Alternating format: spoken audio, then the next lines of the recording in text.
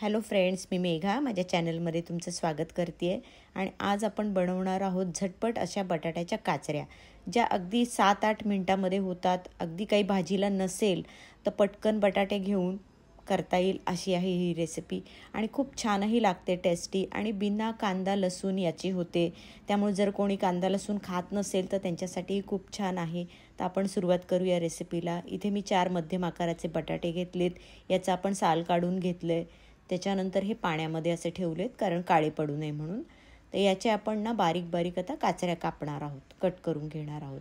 तर मी असे इथे 2 भाग करून त्याच्यानंतर अजून त्याचे 2 भाग करून असे बारीक बारीक तुकडे कापते. तर तुम्ही अर्धे अर्धे पण कापू शकता जसं तुम्हाला हवं आहे. पण जेवढं असं बारीक करतो ना तेवढं पटकन होऊन जातात. अगदी 5 मिनटात काचऱ्या तयार होतात. तर इथे मी या सगळे बटाटे आता कापून घेते. आणि हे थोडेसे मध्यम पातळ असे कापायचेत म्हणजे पटकन शिजतात, जास्त वेळही जात नाही याच्यामध्ये. तर हे सगळं आपण आता कापून घेतले. आपले बटाटेही कापून झालेले आहेत सगळे. तर तुम्ही हे नक्की करून एकदा बघा कशा होत आहेत काय.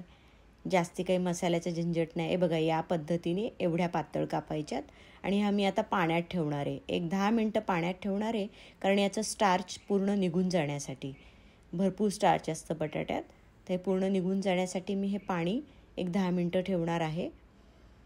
त्याच्यानंतर मी पूर्ण या धुवून घेणार आहे. इथे मी पॅन घेतला आहे, गरम केला आहे. त्याच्यामध्ये एक 5-6 चमचे तेल घेतलं आहे. 1 चमचा छोटा मोहरी घेतली आहे. मोहरी तडतडली की 1 छोटा चमचा मी जिरे घातलेले आहेत. जिरे मोहरी जरा जास्तच घालायचे आहेत, कारण या फोडणीला दुसरं काही नसल्यामुळे ह्याची चव छान लागते. तर हे छान आपण फुलून देऊया. जिरे मोहरी छान फुलले, तडतडले की आपण एक छोटा अर्धा चमचा हिंग घालूया. हिंगाने स्वाद वाढतो. आणि त्याच्यानंतर हे कापलेल्या ज्या काचऱ्या आहेत त्या सगळ्या ह्याच्यामध्ये घालून घेऊयात आपण. फोडणी एकदम छान झालेली आहे बघा आपली. आणि हे आता छान आपण फ्राय करून घेऊया तेलामध्ये. आपण ह्याच्यामध्ये मसाले लगेच घालणार नाही आहोत. पूर्ण पहिल्यांदा हे छान परतून घ्यायचं आहे. त्याच्यानंतर चवीप्रमाणे मीठ घालायचं आहे. पुन्हा एकदा हे सगळं मिक्स करून घ्यायचं आहे. मीठ घातल्यानंतर या तेलामध्ये छान फ्राय होतात मग. तर हे छान असं मिक्स करून घेतलं आहे आपण. तर ह्याच्यानंतर आपण झाकण ठेवूया. एक 5 ते 7 मिनटं झाकण ठेवूया, जेवढ्या तुमच्या जाड पातळ काचऱ्या असतील त्याप्रमाणे. इथे 5-7 मिनटं झालेली आहेत. आणि आपल्या काचऱ्या शिजलेल्या आहेत छान, अगदी मऊ छान झालेल्या आहेत. पण तरी चिकट झालेल्या नाही आहेत बघा, अशा मोकळ्या मोकळ्या छान झालेल्या आहेत. तर हे परत एकदा आपण परतून घेऊया थोडंसं, एक 2-1 मिनटं. त्याच्यानंतर एक छोटा अर्धा चमचा हळद घातलेली आहे मी. आणि 1 चमचा लाल तिखट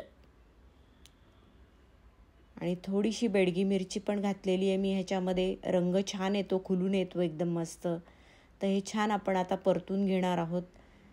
आणि आपण हे मसाले नंतर घातल्यामुळं ते जळले जात नाहीत, जास्त जळत नाहीत. छान रंग राहतो आणि काचऱ्यांचा.